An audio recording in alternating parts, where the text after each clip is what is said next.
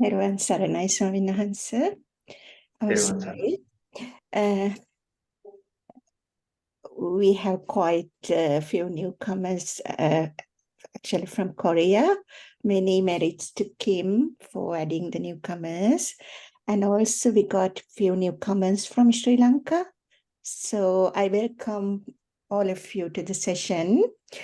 I would like to do a brief on how we conduct the session. Usually we have the sessions each month, and the session will take place for about 2 hours. In the beginning of the session, the monk will ask you whether you have any questions from the last session. And if there are questions, these will be answered and sermon will be carried on. Then there will be the meditation part also. And then at the end, also monk will ask whether you have any questions. So you are very welcome to ask any questions. And also you're welcome to give some feedback if you like to. You can ask the questions directly, or you can even type the questions to the chat box. I will be checking the chat box time to time, and we'll read these questions to the monk during the question time. Also, so I would appreciate if we all can switch off the microphones during the session to avoid the background sounds. Then, if, of course, when you have a question, please feel free to switch it on and ask the question. You can also use the raise hand option if you would like to. Okay. Thank you, everyone, for joining the session. And I will now hand over to the monk to conduct the session. Avasara Swaminathan, I would like to invite you to begin the session. Teruvan Saranai. Teruvan, everyone. So today also we are going to have a meditation session. Since there are a lot of newcomers, I would like to emphasize on the basics of meditation, what are the most important facts that you should know before meditating. Now the type of meditation practice we are going to have today is called Vipassana meditation. So it's a different kind of a meditation, and most of you might not have experienced this kind of a meditation. And actually, though we do it for 2 hours, it is a meditation type of a meditation that you can practice 24/7. So that means you can practice it whole day and whole year without breaking your meditation practice. So for what is essential to start this meditation practice is the understanding about the anicca, dukkha, and anatta nature of this world. So if you understand the anicca, dukkha, and anatta nature of the world, then that is what you are going to see in this meditation. So you are going to look into these worldly things. That means you are going to perceive this world, or you get inputs from this world through your eye, through your ears, through your nose, tongue, body, and your mind. So external objects, which are images, sounds, smells, tastes, touches, and then thoughts, those are the things that we receive from these internal organs, and that is how we get to know about our surrounding, get to know about the world. So with this meditation, you are going to understand, or you are going to increase your understanding about the surrounding, about the world, and that is through seeing as anicca, dukkha, and anatta. So during these last sessions, we have discussed how the suffering occurs because of attachment, and attachment is a result of value, and value is the result of avidya. Avidya is we can simply call it as ignorance. So ignorance is the result, or result, as a result of ignorance, this value is given to the world. So when value is applied, there's the attachment is the next result. So the cause is value and the effect of it is attachment. So when the attachment occurs, since the world cannot be controlled according to your expectations, according to your will, what happened? The attached item gets destroyed. It can be stolen. It eventually get decays. It decays and eventually get destroyed. And since this is the nature of everything, if something is emanated, then that thing will definitely die in the end. And that in between, in the time period that it is there, that it is alive or that it is present, it gets subjected to various kinds of external impacts, external things, which changes its composition, which changes its nature to a nature that we don't like. So the attachment, because of our attachment, that causes suffering, because we don't want the valuable thing to change. We don't want the important things to change. They are blissful, and we don't want the blissful sensation to go away. So we always end up in suffering when that happens. Since we have no control over that, then that becomes a problem, because if we can control it, then we would have somehow changed it according to our expectations. But in reality, we have discussed so far that even though you try how much harder, that does not occur as you expect. So this is a brief explanation of what we are going to do in the meditation. So this is a kind of a meditation that you can practice in any posture. You can do it while standing, while walking, while sitting, while in the sleeping postures or supine posture as well. So the main thing is there are three things that increases the suffering in our day-to-day lives. That is raga, dvesha, and moha. So the main aim of this meditation is to get rid of this raga, dvesha, and moha. We would have a guided meditation where I would be guiding you throughout the session, and if in some part of the session we would be reciting. But if you are not familiar with the words, if you are not familiar with the karmasthana that we are going to recite, then you can listen to them and think about the meaning of what we are reciting. So what is important is not the sound, not the tone of what we are reciting, not the flow, but the understanding. So if the understanding is increasing, if you can understand what you are saying or what you are hearing, then that is what is needed in the meditation, because ultimately the understanding is what reduces the suffering in this life. It is what increases the wisdom. That is how this meditation is practiced.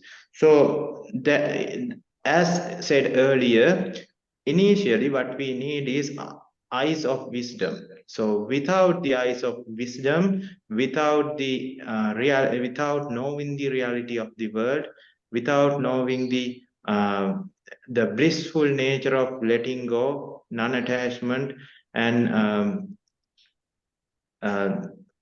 freedom or peace, if you cannot, you would not be able to practice this kind of a meditation effectively, because then you would be just thinking about the sound or the words, not the depth of the meditation. So with that brief introduction, I would like to, if you have any questions before today's explanation about meditation.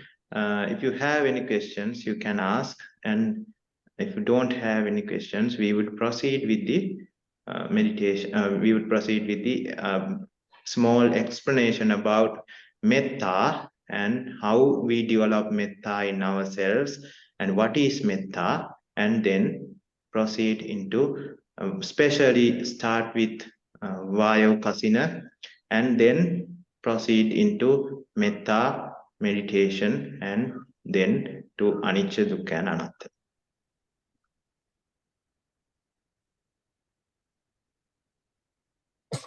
Sadhu, sadhu, sadhu.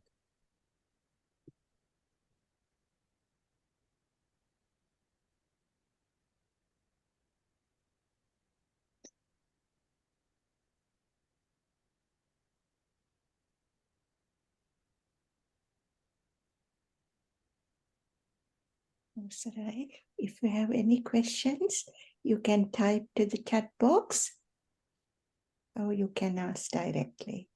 Sadhu.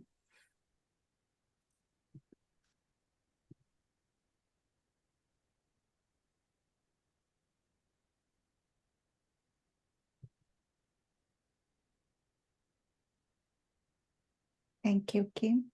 Sadhu. Yeah, if no one is having any questions, we can proceed with the explanation. And if you are just typing it, we'll get these questions at the end of the session. So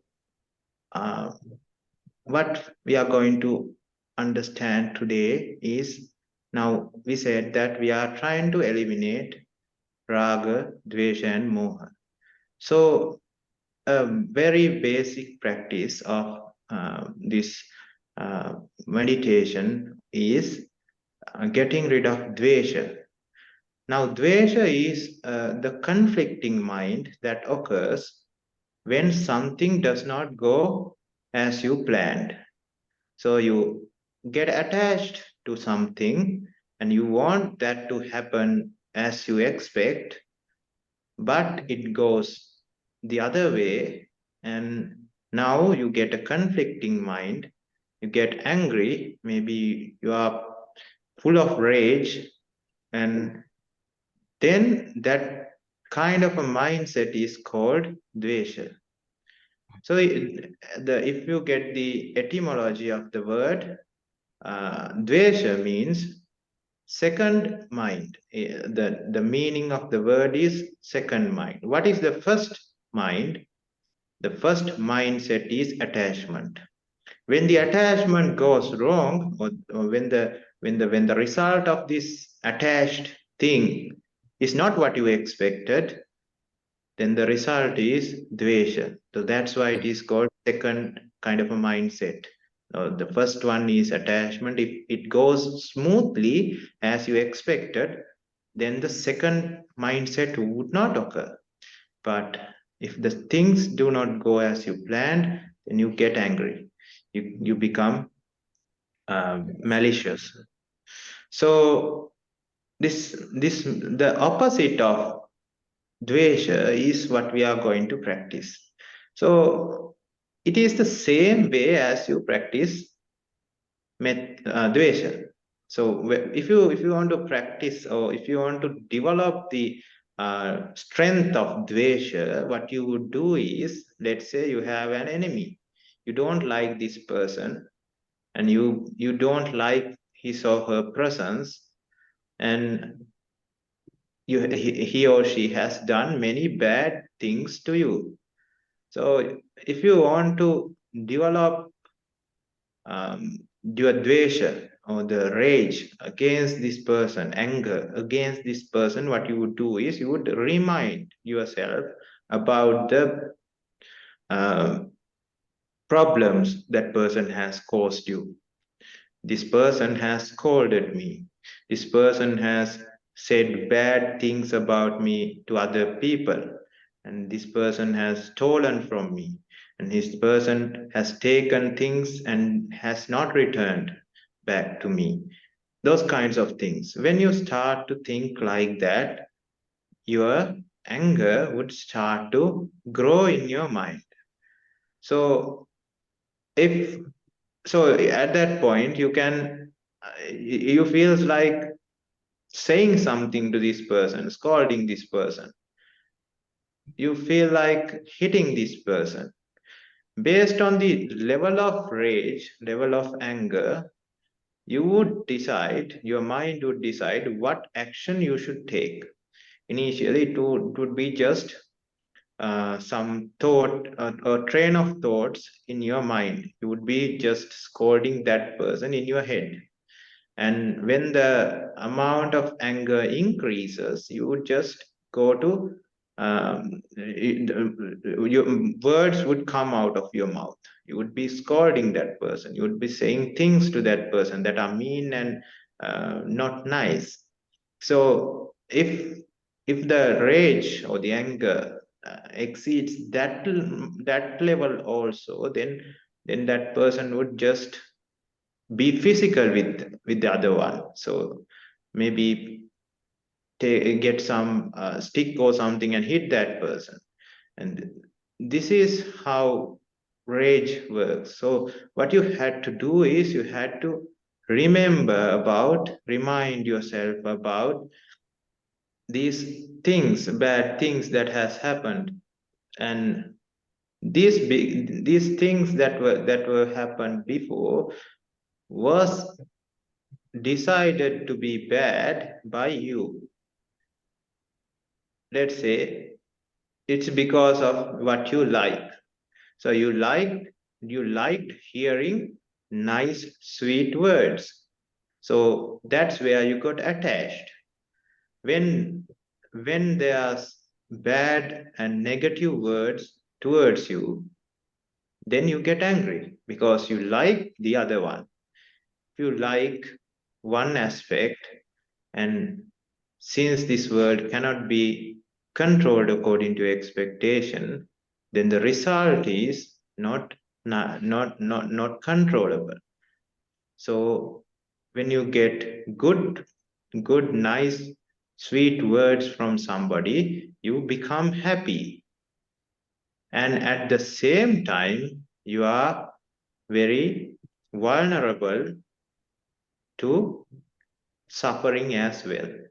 Because when the opposite kind of words get into your ear, when somebody says opposite things about you, then the same amount of the equal and opposite amount of suffering would be occurring.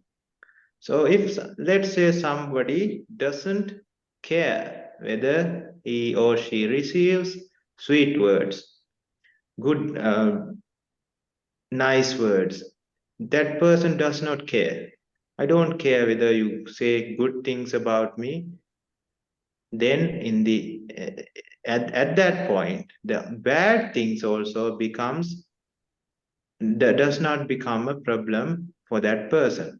So when the bad things are said, I did not expect this person to say good things about me.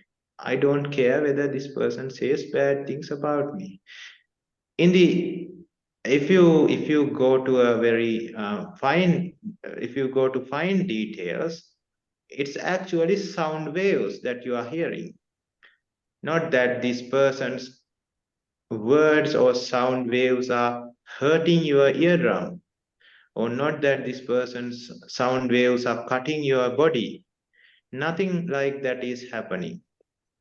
Not that this person's sweet words are actually um, giving a blissful sensation to your body. It was the mind that decided, I like these kind of things, and I don't, because of that, I don't like that, these kind, the quite opposite. So if you started liking a set of things, then automatically the opposite becomes your enemy, or it becomes a suffering component. So that's what has happened. And when you understand how this dvesha works, it is always through attachment. So what we are doing is, when we are going to practice metta meditation, we are going to do the quite opposite. So in dvesha, when we are trying to strengthen our level of dvesha, what we did was, we thought about the bad things this person has done. When practicing metta, it is the same way of thinking about the anicca, dukkha, anatta nature of this world, and how the attaining nibbana becomes the only solution for everybody, for me and everybody else. So you start to think that everybody is helpless in this suffering samsara. They are just lost in this dreadful samsara. They, without knowing what is right and what is wrong, everybody's aim is to get rid of suffering. So to get rid of all sufferings, they do various kinds of things. Most of the time, they choose 10 immoral actions as their tool of survival to find solutions for their sufferings. So what they do is, they hurt, they kill, they take other people's things, or we call that stealing or robbing. Then they have unethical relationships. They lie about things to other people, and they slander. They use harsh words on others. They use meaningless words on others. They develop this mischievous mindset, greedy mindset. They develop the malicious mindset, angry mindset, and they develop wrong and distorted views that would corrupt the society. There are these 10 immoral actions would be the tool that would be used by individuals to get rid of suffering, because of ignorance, because of not knowing how to get rid of all the problems or all the sufferings. Now, if they knew the correct technique, which is the noble, which is the Four Noble Truths, if you knew the reason for dukkha, if you knew what is dukkha, or what is suffering, if that person knew the reason for suffering, if that person knew about how to get rid of the reason of suffering, and if that person knew how to what is the method of getting rid of suffering, so if that person knew all these things, that person would not have chosen violence. That person would have not chosen greediness, maliciousness, and all the other components of 10 immoral actions. So it is because of helplessness. So I have chosen these kinds of things because of my ignorance. So for me and for all the other sentient beings, it is Nibbana, or letting go, or non-attachment is the only pathway of blissfulness, only pathway to blissfulness. And that would be your thought. And just like this would be your thought in summary, and this would not just occur, that just like rage, just like anger, which just took few seconds to ignite in your mind when you are thinking about the person you don't like, that metta, quality of metta, just like the quality of anger, the quality of metta, or the quite opposite of it, is not easy to create in your mind, because you have never tried it before. You have tried in this infinite samsara, you have tried creating anger many times, almost every day maybe, but when it comes to metta, you haven't tried it. Because of that, it is very hard to initiate the thought. It is very hard to develop the feeling in your mind. But when you do, it is the quite opposite of anger. Think about the qualities of anger. When you are angry, your mind is just moving here and there without a peacefulness, and your body is full of rage. You can feel it. Your body is getting a feeling of warmth.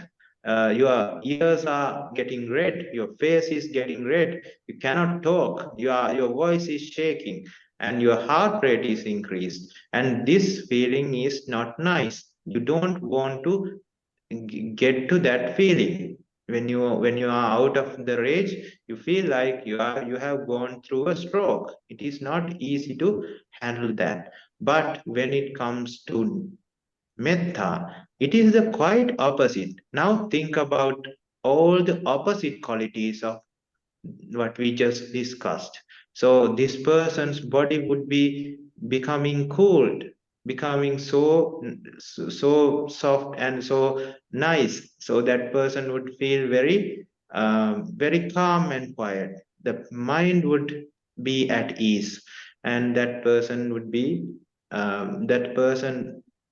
Since that person is spreading metta to all the sentient beings in the universe, people around us also would feel that, and people around us would be kind and caring, and their rage and anger also would start to reduce because of the effect of one person.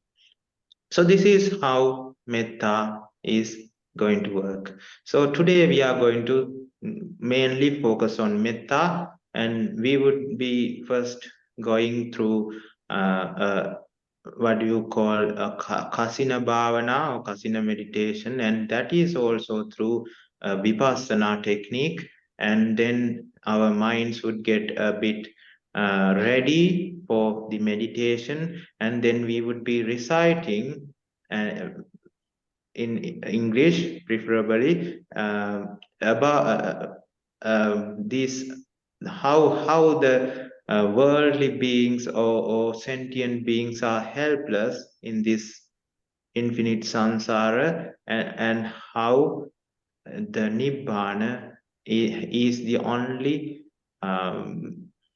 solution for all the sentient beings. So in that we are saying that may all the sentient beings, including myself, be freed from the sansaric suffering, be freed from the sansaric disease, be freed from the sansaric fear, be freed from the fire of samsara, be freed from the pain of samsara, be freed from the sorrow of samsara, be freed from the raga of samsara, or sansaric raga, and be freed from the bonds of samsara, be freed from the ocean of samsara, be freed from the desert of samsara, be freed from the darkness of samsara. May all the sentient beings, including myself, attain the supreme bliss of Nibbana. That would be what we would be, that is what we would be reciting. So in that, we try to emphasize the helplessness of all the sentient beings, saying that samsara is a disease, samsara is a problem, it's a sorrow, it's a bond that you cannot escape. It's like the ocean. It's You cannot you cannot find a solution when you are in the middle of an ocean. It's always it's ocean all around, so you are lost. So it's like a desert where you cannot find a way, and you are burning because of the sun, and there's no water. So that kind of a feeling for you and the all the sentient beings creates a very creates a quality of metta in your mind, and this metta and kindness would be spread to the whole universe, and that would help us to calm ourselves as well as to calm others in the people who are around us. Especially this mind can transmit this message to very far away distances, influencing many minds. So this is what we are going to practice today. And in that meditation, we are initially going to uh, focus on the directions around us. So we are going to focus on the beings, sentient beings in front of us, and we are going to focus on the beings just lateral to the front, and we are going to focus on the beings on the right side, and also the beings just lateral to the right side, or the either side of the right side. So we are going to focus on the beings behind us, and also the ones just next to the next to that direction. And also we are going to focus on the beings on the right side, first left side, then right side. So we are all covering the side directions, main directions and sub directions. So after covering all those directions, then we have two more, that is sentient beings below us and sentient beings above us. That covers for all the directions, creating a ball around us or a sphere around us, covering all the directions. And when we are focusing on that direction, you have to, in your mind, focus on the direction that is being said. So if I am reciting that all the beings in front of us, you have to think and you have to keep your focus to the front side. And when I am saying that the all the sentient beings next to the front side or on the either side of the front, you have to think about the subsides that are next to front side. So it's like a so it moves in that direction towards all the 10 directions, which are actually relative to us. We are not using the east, west, and south, north, because it is only us who are having these directions because of sun and uh, because of sun's influence. If there's no sun at some place, then that person would not be able to, that sentient being would not be included, because we are not, we will not be applying the directions according to relative to us, but we are applying it to the these directions which are arbitrary and which are created because of the sun's position. So with that, we are focusing on all the sentient beings around us, and then we are moving to the metta part.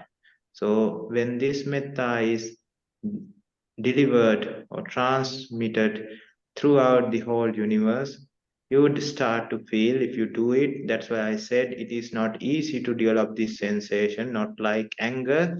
Anger is very easy to create, but metta takes time.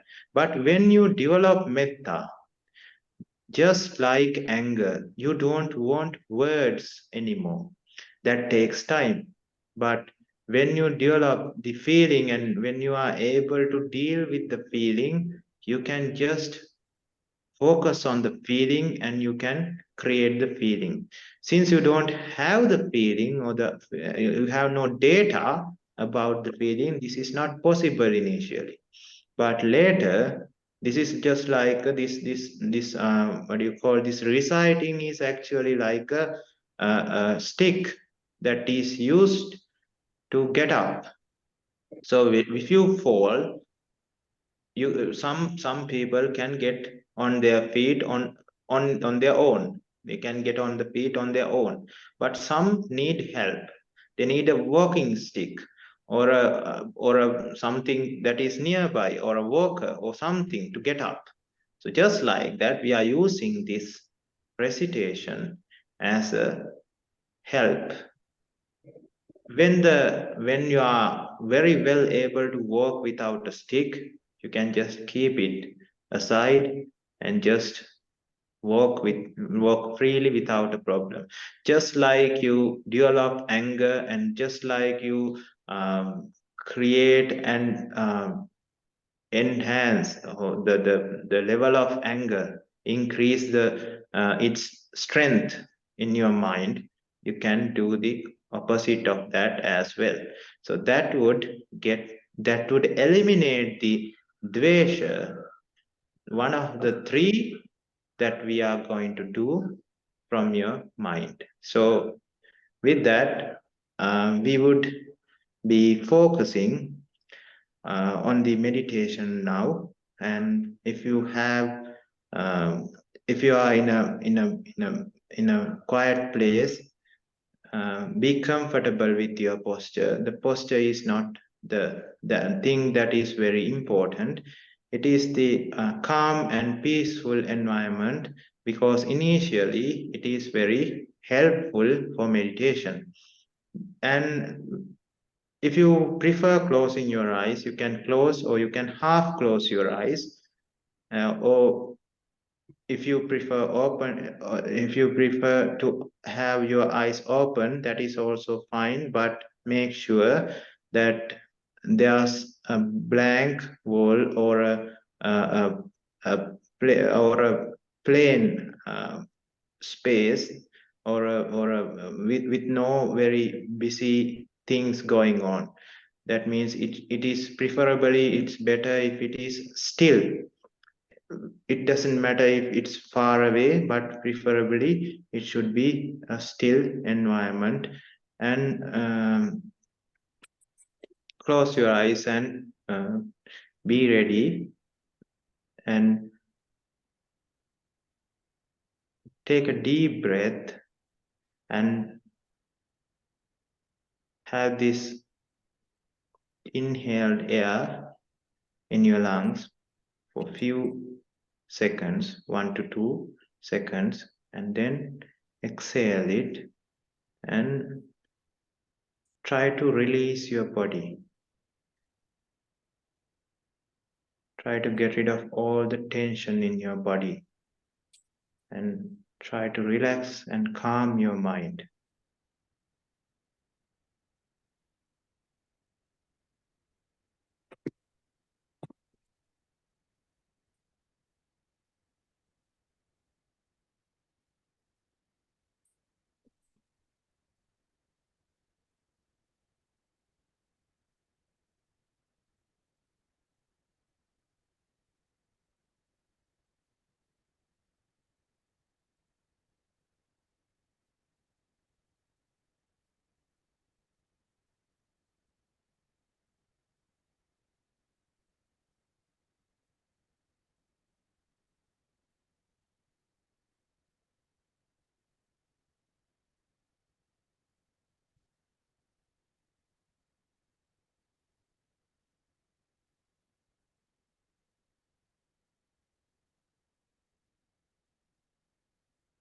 Now focus on the quality of air.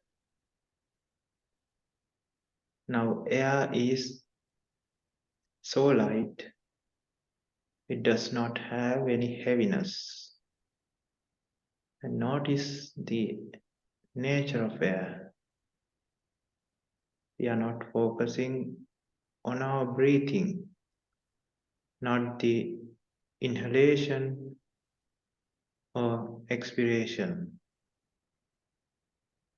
We are not focusing on the expansion and compression of our chest.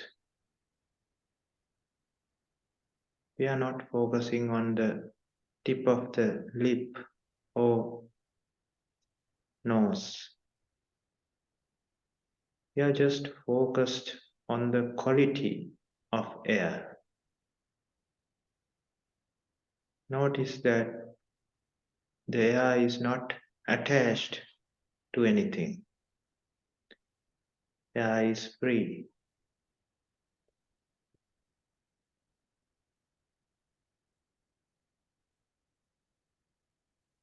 Because of that,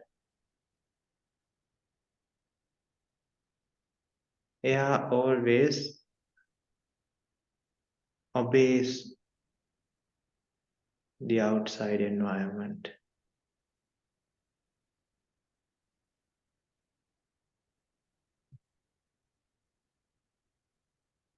It moves freely according to the pressure gradient.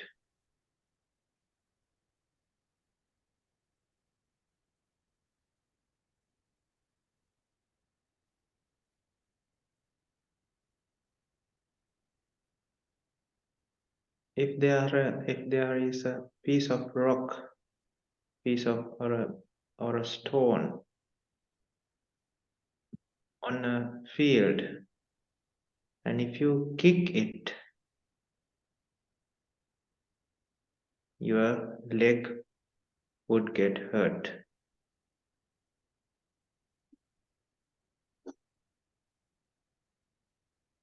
And if it's a powerful hit, the stone also would get damaged.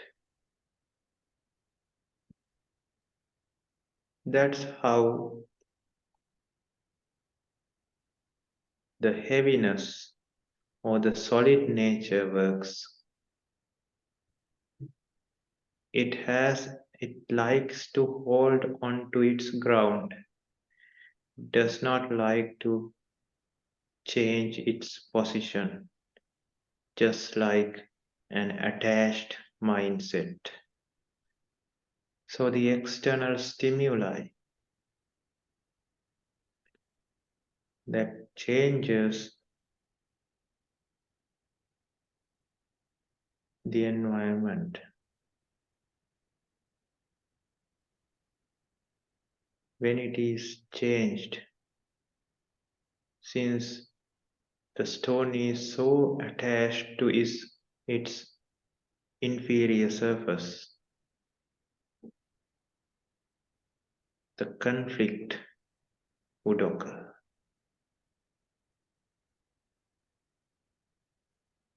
That's why the pain in the leg and the damage to the rock happens. Now think about air. It does not care where it stays. No attachment, nothing. It just moves freely.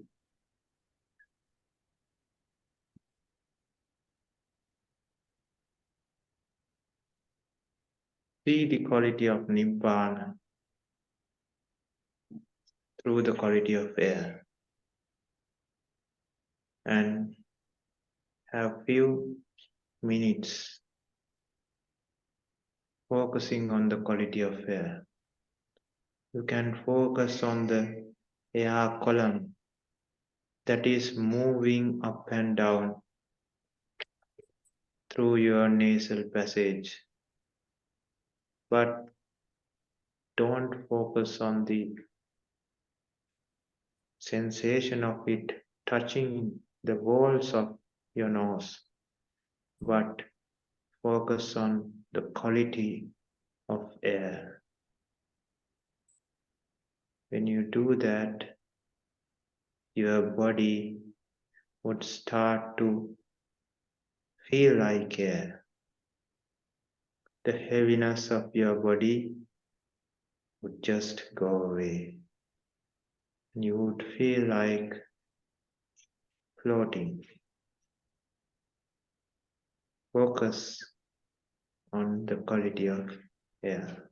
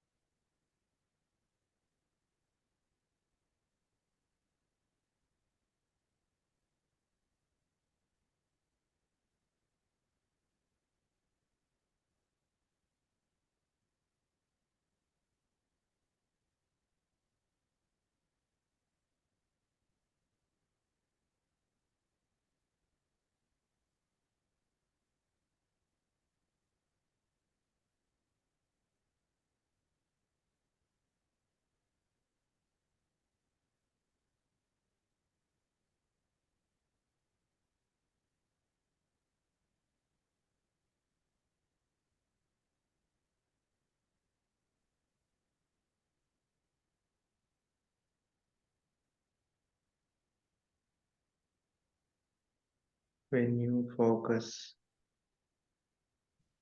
on the quality of air,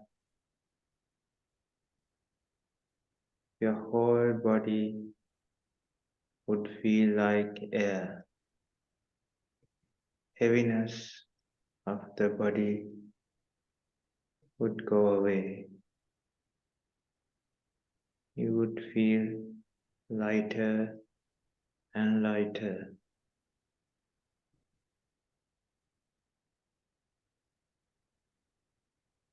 See the problem of the heaviness, the attachment.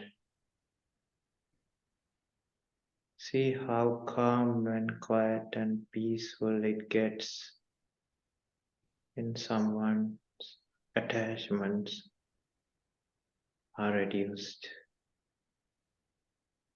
You feel light, you feel peaceful. Even you can't feel that you are breathing. You have become a one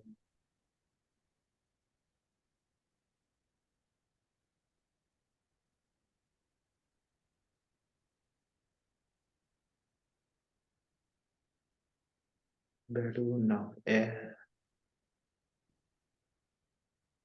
You feel like a one bubble of air just floating around.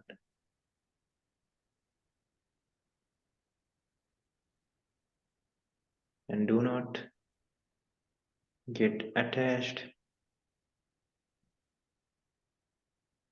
to the feeling of lightness,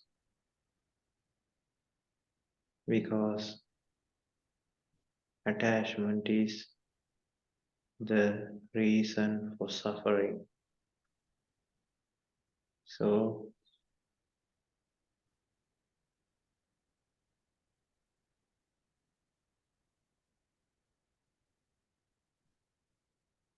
you are like a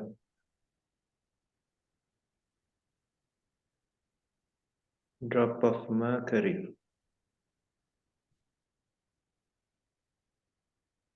on a glass dish.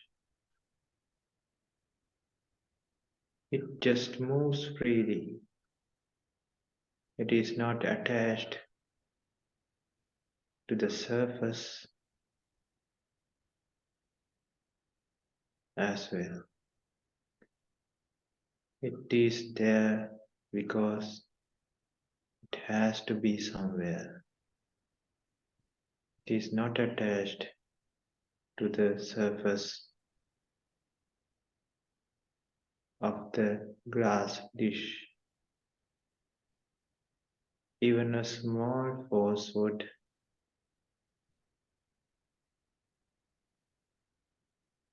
change its position because it does not care where it is.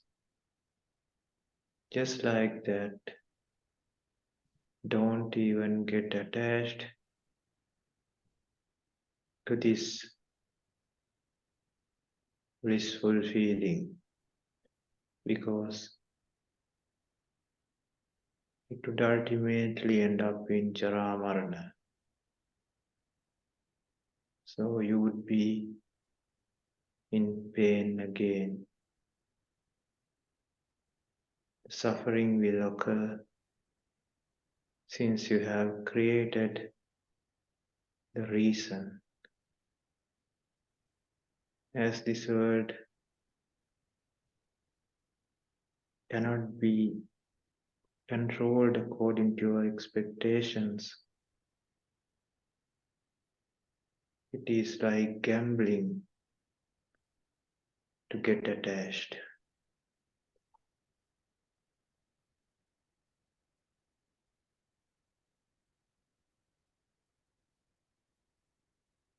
Focus on the quality of air.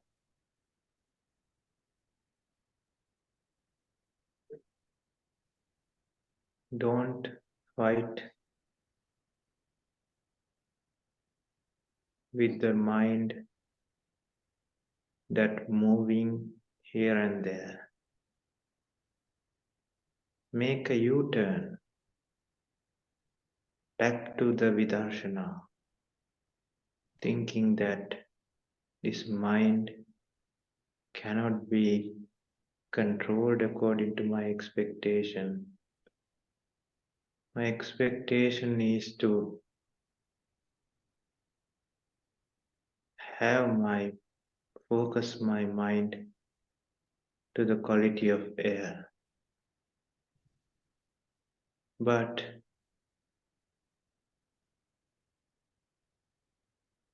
even though that's my expectation,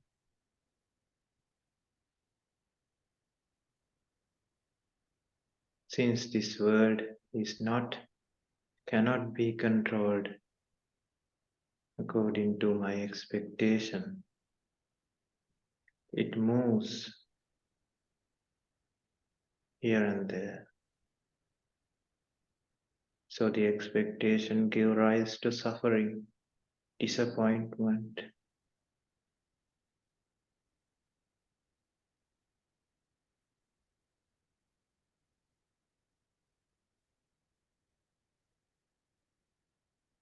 So make a U-turn and focus on the anicca nature,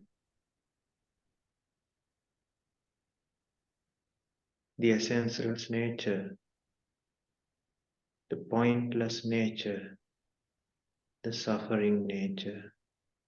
Then you are back again in the Vidarshana. That's how Vipassana meditation works. You never get a conflicting mind.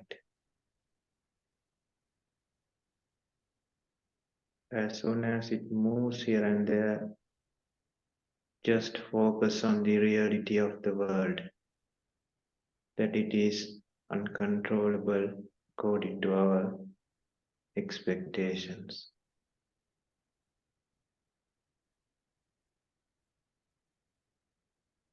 And think why that mind went here and there. What did you get attached to?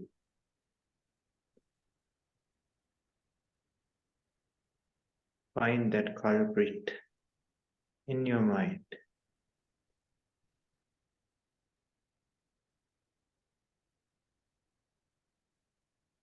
And reason out with your wisdom whether it is a worthy, valuable thing that you got attached to.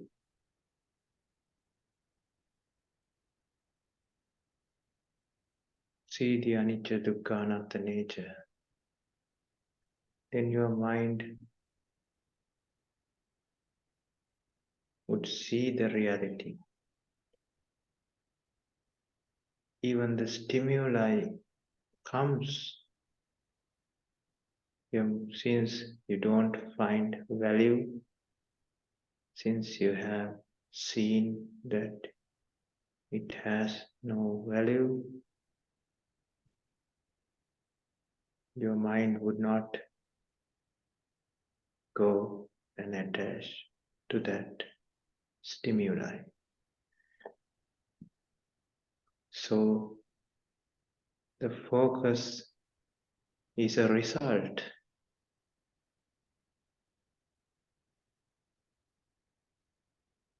You cannot get that however much expectation you have.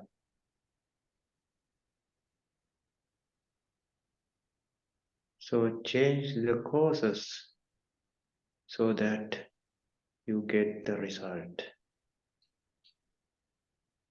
Now use this technique and try to continue your meditation.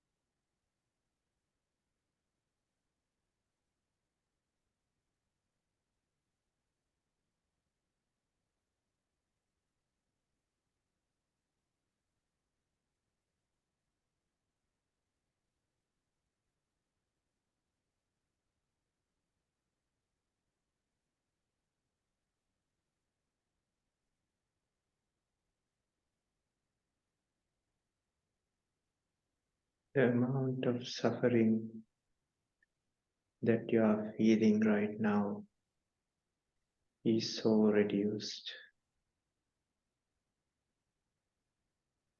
When you are at work, you would be creating actions, creating words, and creating thoughts, and that is tiring. But right now, that suffering is not there. When you are attached to something, you are trying to hold on to that attachment. You are afraid of losing it. So the fear is not there right now. The effort is not there right now. And however much you try to hold on to it, it would decay, it would change its appearance, finally end up in death or Jara Marana. So you would be separated from what you like, and that is also suffering. Right now, since you are like the air, you don't have these sufferings. Don't get a conflicting mind, angry mind. So that is also not there right now. Lack of suffering is perceived as blissful. So recall and see how blissful this moment is. You are in peace. Your mind is free. The level of suffering is so less. This is the blissful nature of non-attachment. If you are attached to watching TV, watching movies, you have to continue watching without taking your eye aside. Otherwise, you would not feel blissful. What if there's a power cut? What if you feel sleepy? What if you get a more important task? What if the movie ended? What if you did not like the ending?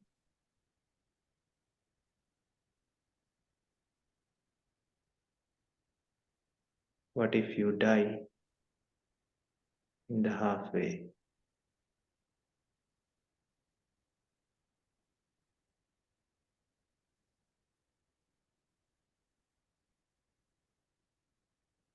You have to go through so much suffering to feel the delusional blissfulness.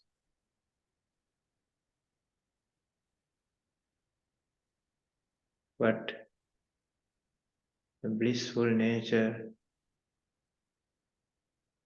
in other words, the reduction of suffering is real right now. And focus on that nibbana. Focus on that free peace. Focus on that freedom.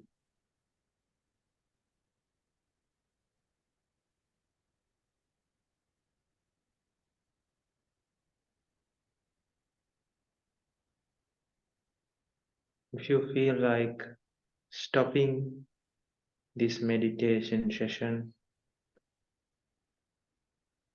think about what more important and valuable thing that you have to do that is less suffering than this.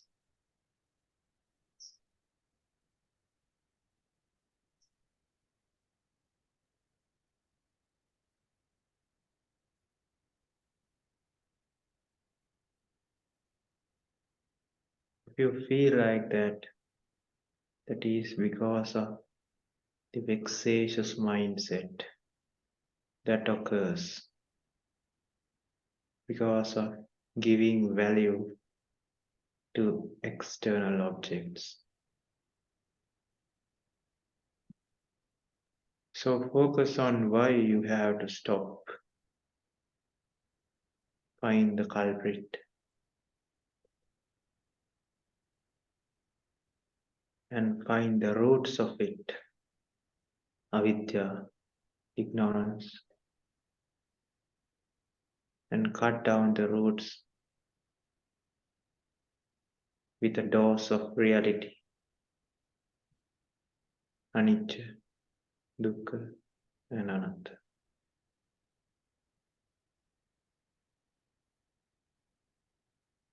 And focus back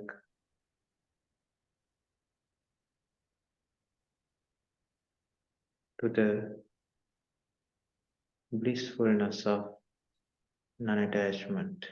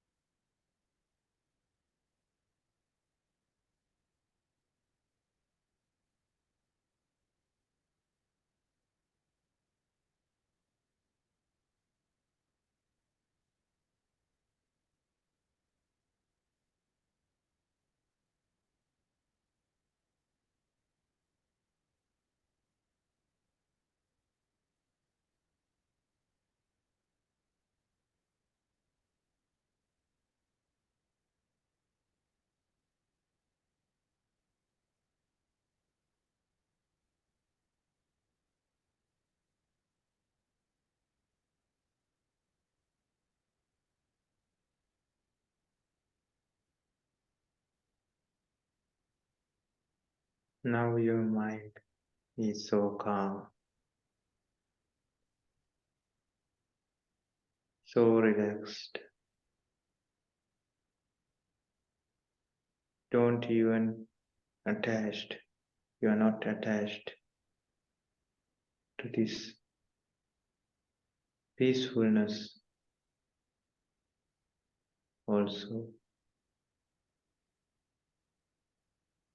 You see that attachment is a problem,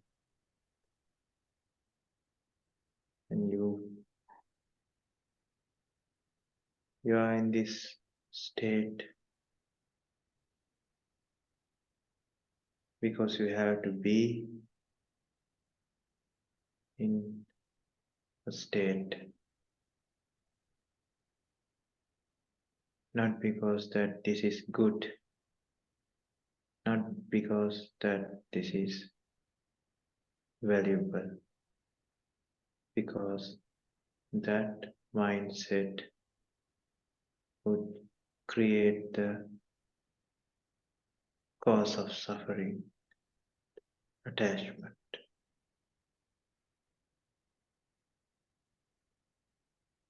Now with this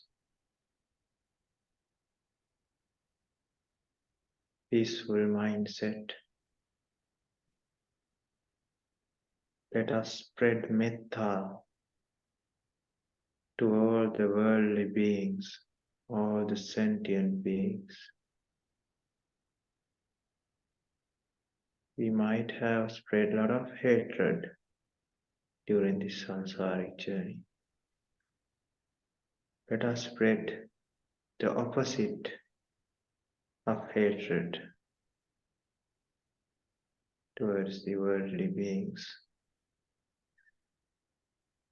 Focus on the sentient beings in front of you, all the beings who are lost in ignorance, all the beings that chase after materialistic things, thinking that they can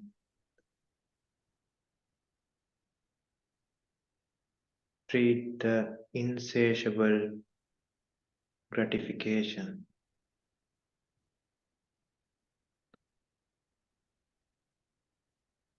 Focus on all the beings in front of you. Focus on all the beings on either side of the front.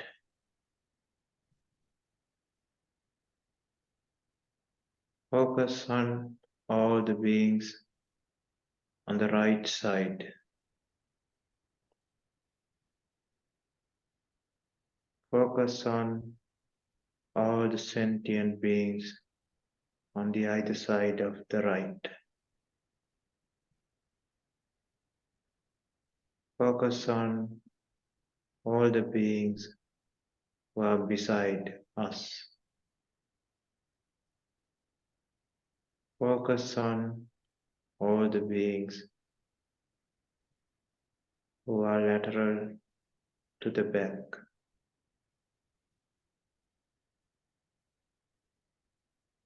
Focus on all the beings on the left side. Focus on all the beings on the either side of the left. Focus on all the beings under us. Focus on all the beings above us.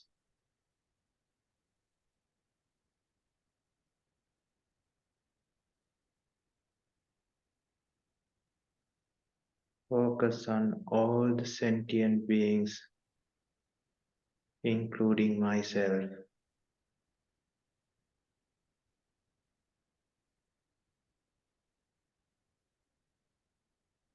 All the sentient beings, including myself, may get freed from the samsaric suffering,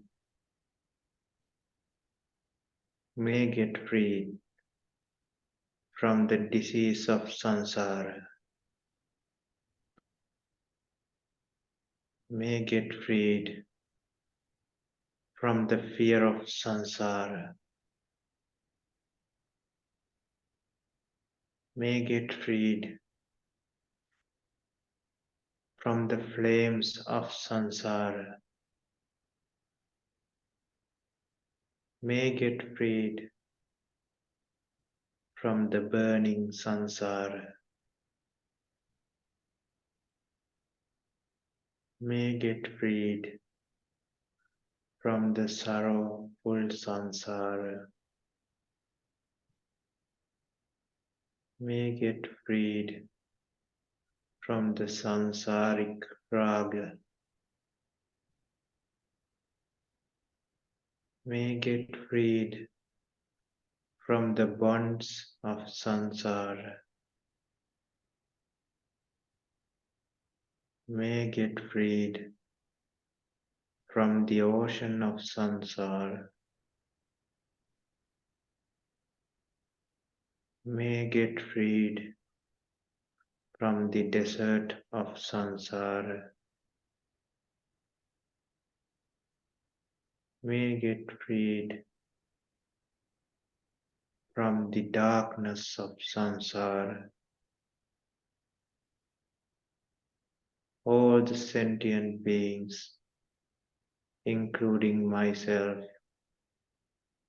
may attain the supreme bliss of Nibbana. Sadhu, sadhu, sadhu. All the sentient beings, including myself, may attain the supreme bliss of Nibbana. Sadhu, sadhu, sadhu. All the sentient beings, including myself, may attain the supreme bliss of Nibbana. Sadhu.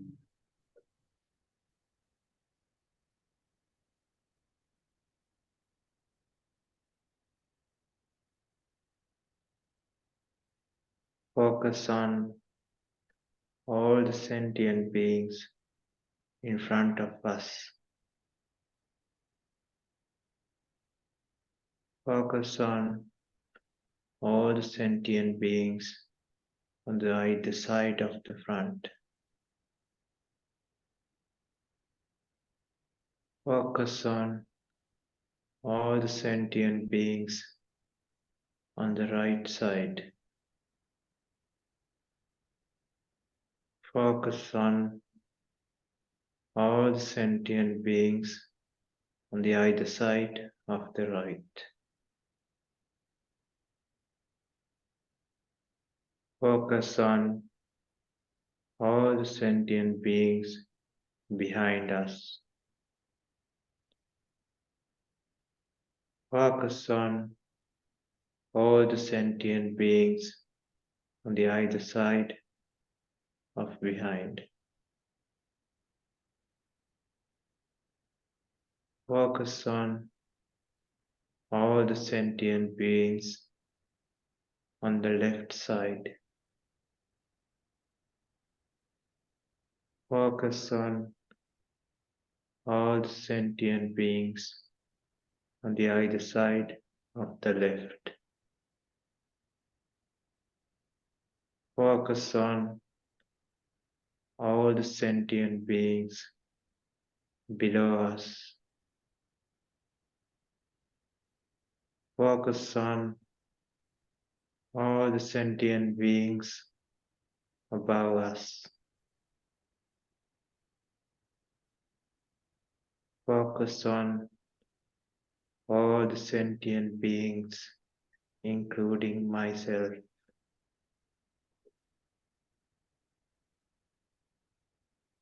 May all the sentient beings, including myself, may get freed from the suffering sansara. Sadhu, sadhu, sadhu. May get freed from the disease of sansara.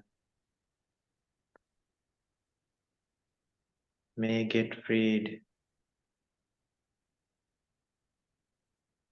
from the fear of sansara. May get freed from the flames of sansara.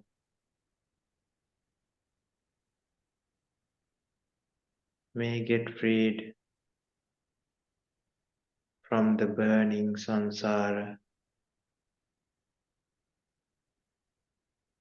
May get freed from the sorrowful sansara. May get freed from the sansaric raga. May get freed from the bonds of sansara. May get freed from the ocean of sansara. May get freed from the desert of sansara. May get freed from the darkness of sansara. All the sentient beings, including myself, may attain the supreme bliss of Nibbana. All the sentient beings, including myself, may attain the supreme bliss of Nibbana. All the sentient beings, including myself, may attain the supreme bliss of Nibbana.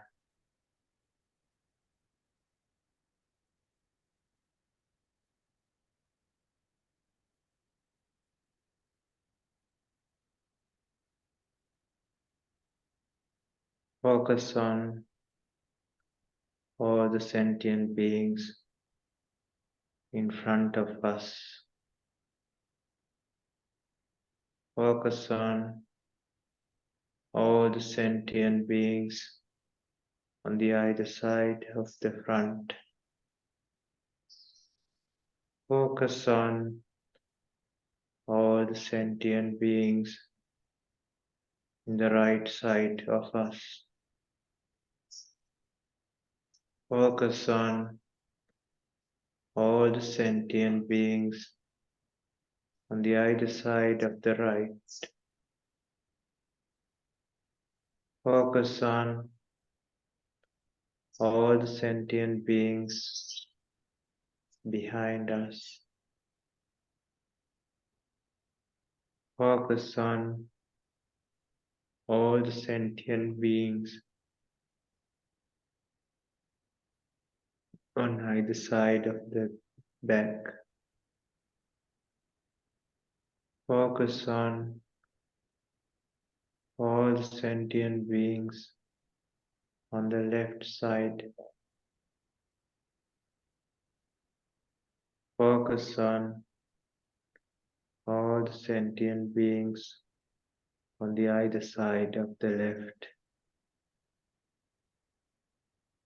Focus on all the sentient beings below us. Focus on all the sentient beings above us. Focus on all the sentient beings, including myself. All the sentient beings, including myself, may get freed from the suffering samsara, may get freed from the disease of samsara, may get freed from the flames of samsara, may get freed from the fear of samsara, may get freed from the burning samsara, may get freed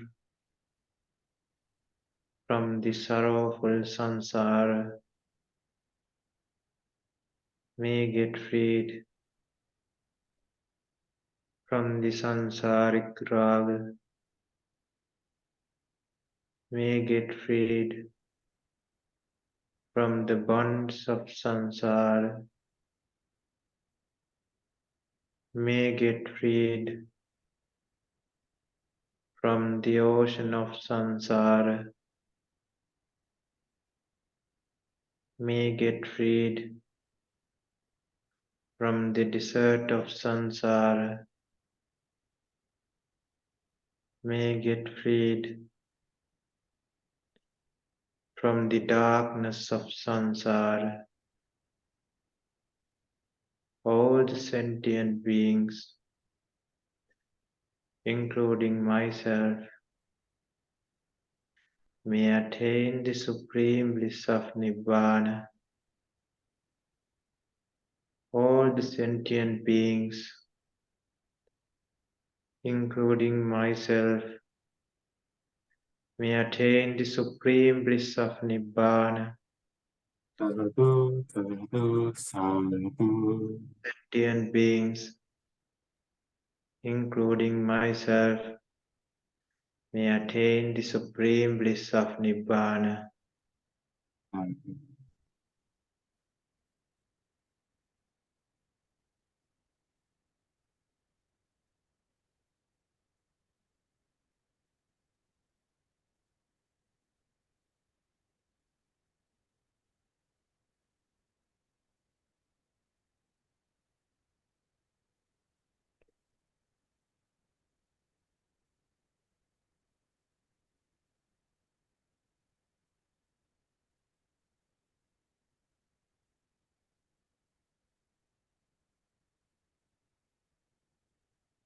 Try to generate this feeling of metta for a few more minutes, focusing on the idea what we just recited.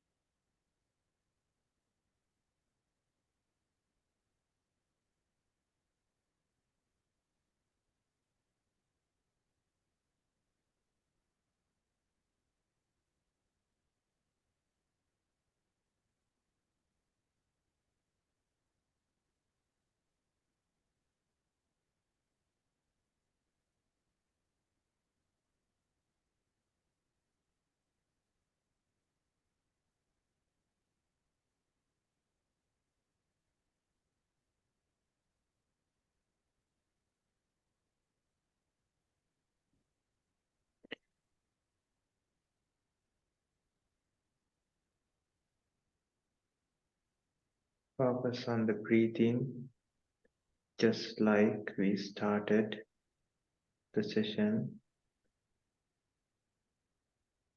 Take a deep breath and exhale it slowly, relaxing your mind and your body for a few times.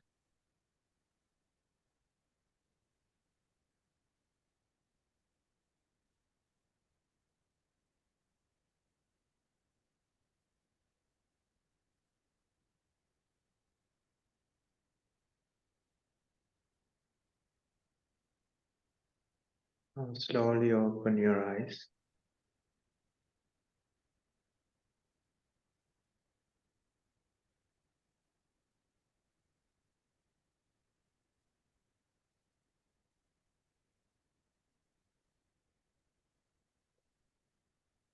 So with that, we finished the meditation session, and I invite you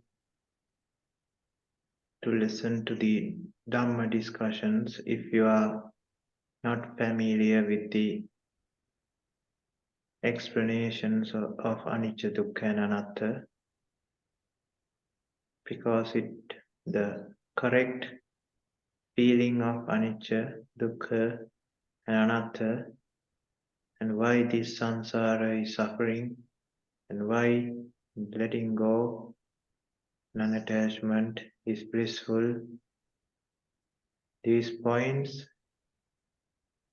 the understanding about these things should be there in your mind to get the benefits of this meditation. So we have 2 sessions of Dhamma discussion. On Thursday as well as on Sunday morning. And the one we are doing at Sunday morning will be broadcasted through Arana YouTube channel as well. So you can already listen to the so far conducted sessions there and improve your wisdom, ask questions and get clarified of all the problems you have about the sufferings of this life, and try to get rid of all the sufferings. And this meditation is just a guide for the lifestyle you are leading. So it's a meditation that you can practice 24/7. Don't need to close your eyes. You just have to be mindful about your thought process about the suffering. That's all. That would improve your meditation gradually. Today we discussed and we meditated, recited the metta meditation. And metta meditation is a very peaceful, soothing kind of a meditation that if you know the meaning, if you develop this and the feeling in you, it would be so helpful for you with your life and with the samsara to get rid of all the sufferings and eliminate this samsaric cycle, ultimately attaining the supreme bliss of Nibbana. So with that, if you have any questions regarding today's session or what we discussed today, you can ask anything, and it's time for questions.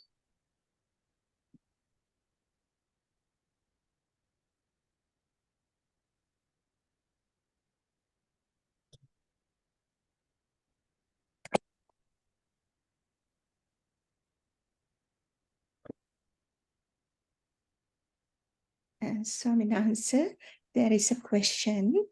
Is it okay to send metta for all direction directions at the same time?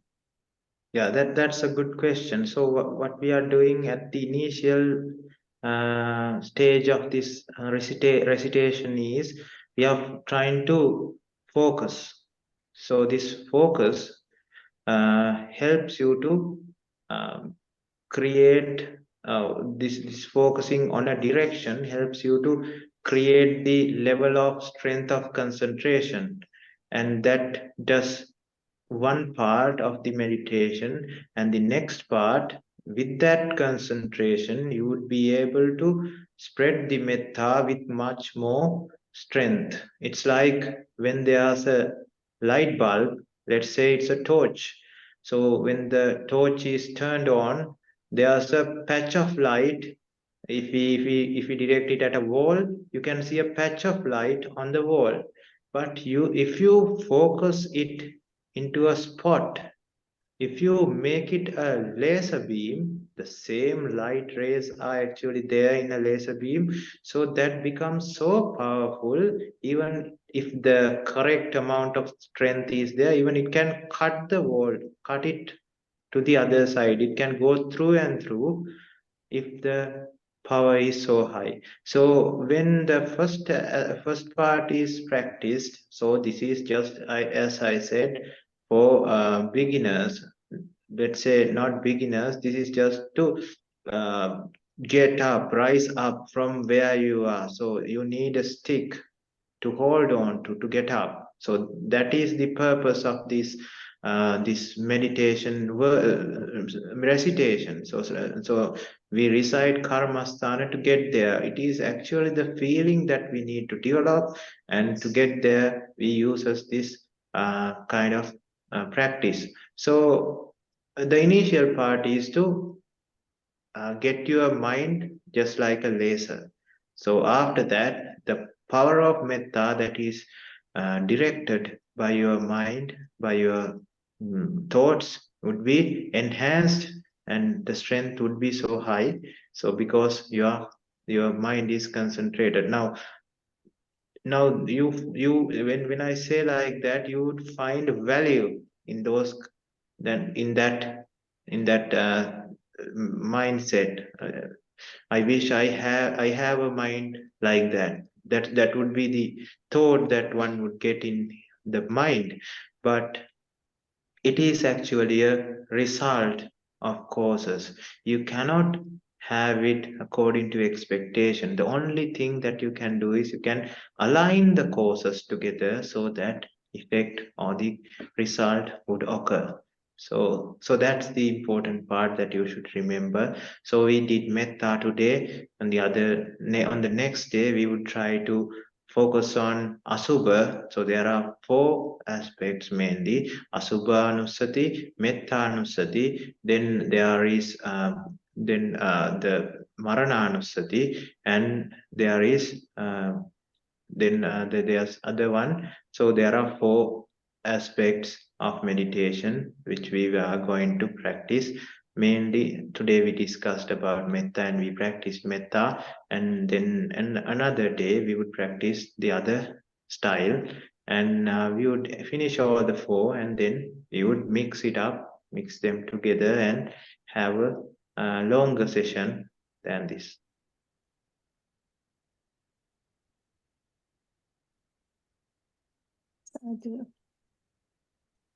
So so if there's any more, seems like those are the questions we have today. So is there any other questions?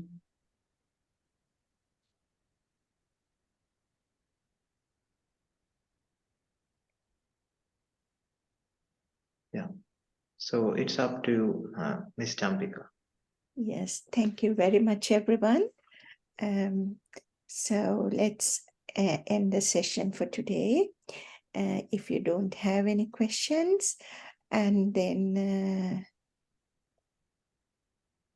are you going to do a blessing for everyone? So, Teruvan Saranai. There's another question, I think. Can I focus on the free nature of air.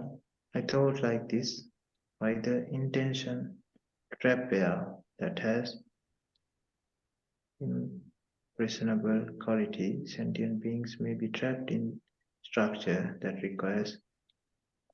Now, those are two meditations. The metta is what we practiced on the later part of the session. Initially, it was about vipassana. So we used vipassana, mainly this is called samatha purvangama vipassana. So samatha means there are no nivarana. So we have to learn what nivarana is, and that's a topic for another day. So this, let's say there are 5 components that cover up the nibbana. They are called kama, chanda, vyapada, dina, middha, uddhacca, upacha, and vicikiccha. So samatha means you are not having these nivarana at that moment. So initial phase of the session was to get rid of all the nivarana in your system, in your mind, to so that your mind gets focused, your mind gets your mind become peaceful and free. So when that happens, with that there was a samatha as well as a vipassana. With that we went from samatha to vipassana, and from vipassana to samatha, back and forth. So in the areas we went to vipassana, we were focusing on anicca, dukkha, anatta, and tried to reason out why it is important to get to focus on non-attachment and all. So with that the first part of the session was over, and then only we came back to focusing on developing metta or spreading metta. And with that, there's no connection with metta and air. So air and that part is initially to do a certain thing, and metta, the second part of the session where we focused on metta, actually focuses on developing the feeling of metta and spreading it to all the worldly beings, sentient beings, including ourselves. It's the true feeling, genuine feeling that one develops after understanding that there's no other option than Nibbana.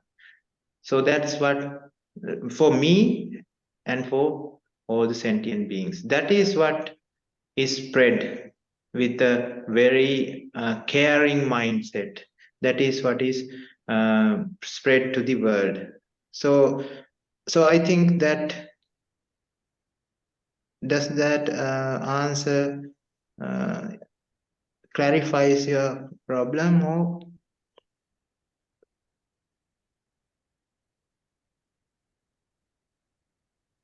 Yeah, thank you, Bante. 오늘 해야 될 질문이 아니에요. Okay. 해야 될 질문이 아니었어요. Thiruvan Saranai Swaminathan, there's another question in the chat box. I got the idea why you're teaching us that setting certain directions to spreading metta is a sort of tool to concentrate meditation well. I wonder whether I'm right. Yes, that part is for concentration actually, because actually this finally leads up to supernatural powers where you are able to see without using your eyes. So that's the that can happen if you have created causes during this sansaric journey, doing meritorious deeds, wishing for that kind of power. That is called divas. So divas means eyes. So the third eye would be opened, and you would be able to focus on the direction that you want. So if you have with this, that practice also, you would get that practice as well. So you're focusing on the front side. When you get that power, this is what develops to that power. So you would be able to see what is in the front, without opening your eyes, even here, even far away, which you cannot even see. So that kind of supernormal powers are actually acquired by somebody because of this kind of practice. Not that we are looking for that kind of ability, because that is also something in the world that if they get attached to it, again you create the cause for suffering, and that would be that is not the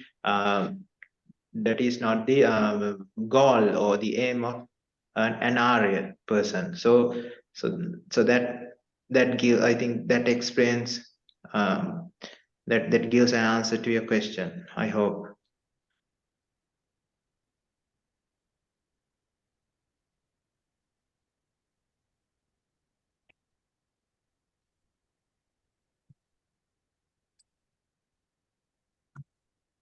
And one more quick reminder, when we are having meditation sessions, always try to mute your mic, because if some sound comes from your mic, that can disrupt one's samadhi, and that is not a good thing to happen to another person. Because if someone is practicing the nibbana pathway, and if you are doing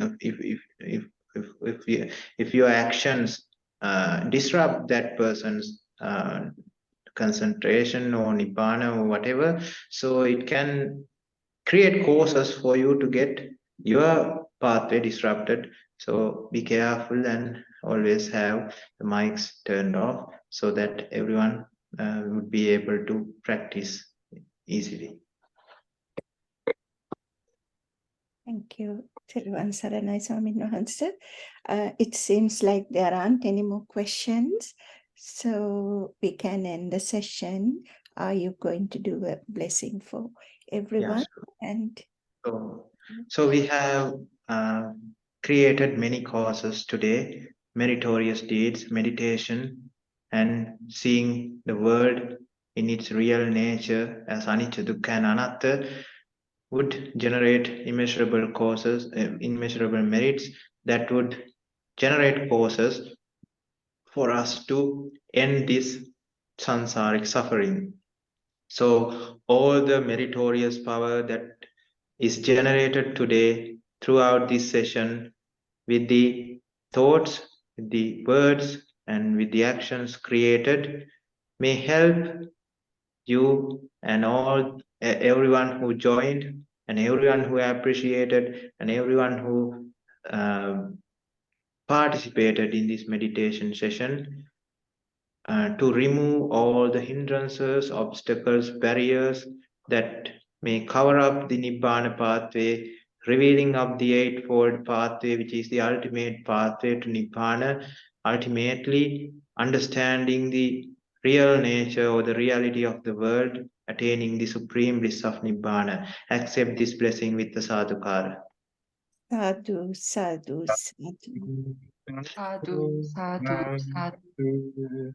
And let us remind ourselves about all the deceased relations who might have helped us during the sansaric journey, especially the people who helped us, our parents, teachers, the ones who showed us what is right and what is wrong, who showed us the correct pathway when we are lost in life, who gave us jobs when we were helpless, people who are around us helping, people who are around us as spouses, children, neighbors, relations, and people who constructed our houses, people who created constructed our workplaces, and etc. Because of them only we are leading this moment with ease and peace. So that's why it is important to remind them at this rare and blissful occasion. And let us also remind all the people, all the sentient beings that were hurted and harmed by us, especially 10 immoral actions were our tools in this sansaric journey. When we have a problem, when we were competing, when we were trying to grab on, to hang on to things with mischievous and malicious mindsets, it is the 10 immoral actions we used as our tools of survival: killing, hurting, stealing, having unethical relationships, using harsh words on others, lying and slandering. All of these things were used by us.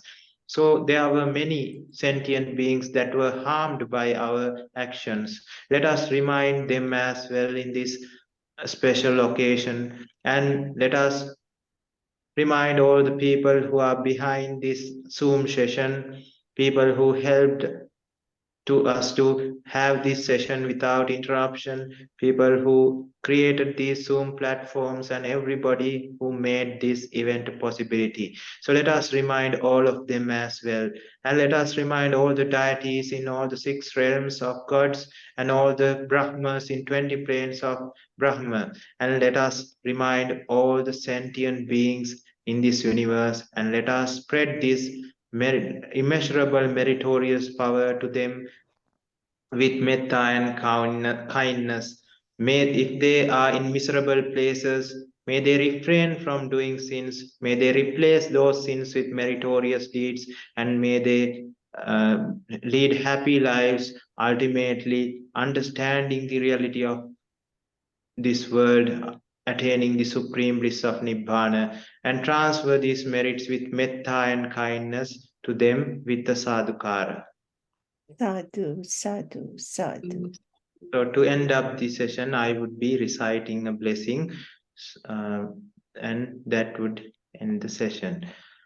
Abhivadana silis nichang vaddha pachayano chattaro dhamma vaddanti ayuvanno sukham balang ayurarogya sampatti sagga sampatti mevcha atho nibbana sampatti minate samijjatu. Sopateva. Sadhu, sadhu. Sadhu, sadhu. Thank you very much for taking time to come to help us, Swamin Wahanse. We would like to chant a little verse to show our gratitude to you. If anyone knows the words, please chant with me. Otherwise, please listen. Silavantang gunavantang punyakittang anuttarang durlabene mayalatta vanditum pasitum marang sariputtadi teranang agatam patipatiya saddha sila daya vasang buddha puttang namamahang. Sadhu, sadhu, sadhu. Sopateva. May everyone attain the supreme bliss of Nibbana. Theruvan Saranai. Theruvan Saranai. Thank you very much, everyone. Thank you very much.